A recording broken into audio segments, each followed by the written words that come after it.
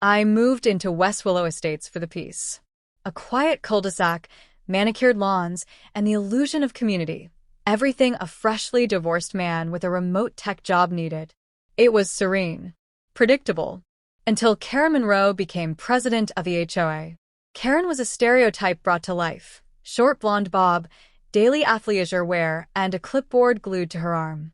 She wielded the HOA rulebook like it was scripture and seemed to relish enforcing the most trivial infractions. Lawn too long? $150 fine. A faded welcome mat?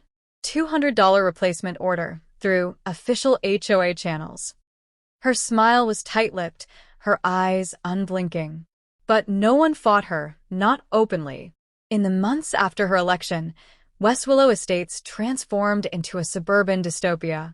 Residents were fined for wind chimes that exceeded 40 decibels, children were banned from sidewalk chalk, and any deviation from the approved beige palette was punished severely. She called it maintaining standards. I called it tyranny. I kept my head down, paid my dues, ignored the fines when I could. I didn't have the energy to fight. Not yet. Then came my trip to Thailand. A long-planned solo escape, 2 months of beaches, jungles, and no HOA. I notified the HOA per protocol, paused mail delivery, and had my friend Mark swing by once a week to check on the house. All was well, or so I thought. 2 weeks in, I got a strange email. Your property has been listed and sold through West Willow's expedited relocation program. I thought it was spam. Then I read the attached documents. They had my signature, my address, a notarized approval of sale. But I had signed nothing. Panic. I called Mark. He drove over. My house was occupied by strangers. A young couple unloading furniture. They claimed they bought it legitimately from the HOA. The locks were changed. My belongings were gone. Gone. I booked the next flight home. I landed jet-lagged and furious. Mark picked me up from the airport, and we drove straight to the house.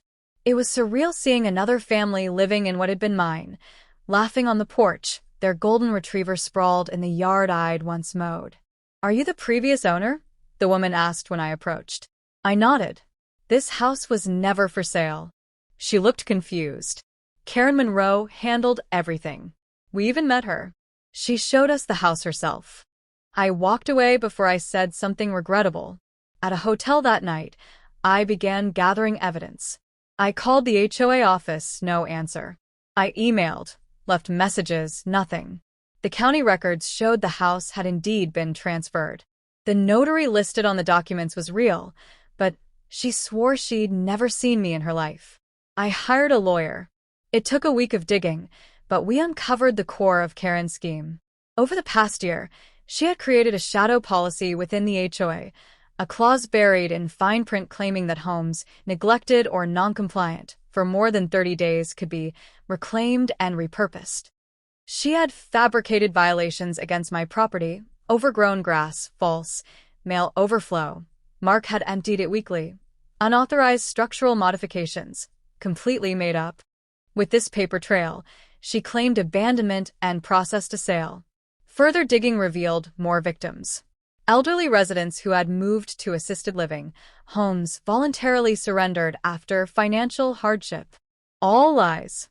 Many of these people had simply disappeared from the neighborhood, too overwhelmed or powerless to fight back. Karen had built a paper empire on forged signatures, fake fines, and quiet intimidation. But I wasn't disappearing. I contacted the other victims. Slowly, they responded, some with disbelief, others with rage. A widower whose home had been sold while in hospice. A retired couple on vacation who returned to an empty lot.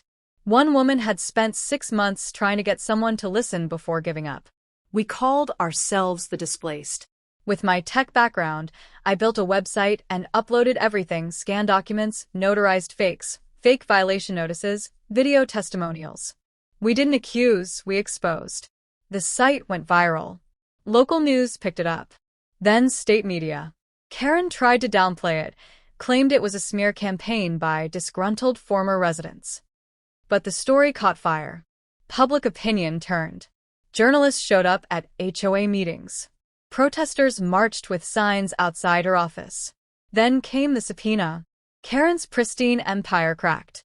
Under scrutiny, her paper trail unraveled. Investigators found evidence of bank transfers, profits from home sales funneled into a private account. She had forged over 24 signatures. The notary? Innocent. Her stamp had been copied. The final straw was a recorded phone call between Karen and a real estate agent. She bragged about flipping dead-weight properties for quick profit. Her voice was unmistakable.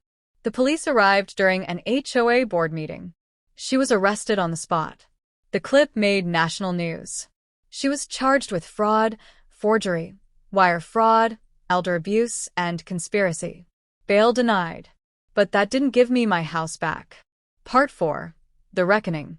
The young couple still lived in my house. Legally, they had done nothing wrong. The transaction, fraudulent though its origin was, had passed through all channels cleanly. I had to sue to reclaim my property. It took months. During the case, Karen's assets were seized. Her luxury car, her vacation home, her accounts, all frozen. The new HOA board, formed after a full community vote, offered restitution from the recovered funds. Eventually, a judge ruled in my favor. The couple was reimbursed, and I got my home back. Most of my things were gone, sold, or destroyed. But the house stood. I renovated it, room by room, repainted every wall, replaced every fixture. I made it mine again, not as a monument to loss, but to resistance. Karen was sentenced to 18 years in federal prison. The displaced formed a nonprofit. We now advocate for HOA transparency nationwide. We host seminars, legal workshops, and offer aid to victims of similar abuses. West Willow Estates changed. No more surprise fines. No more intimidation.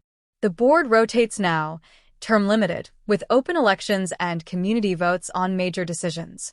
It's not perfect, but it's free. And Karen? She'll never hold a clipboard again.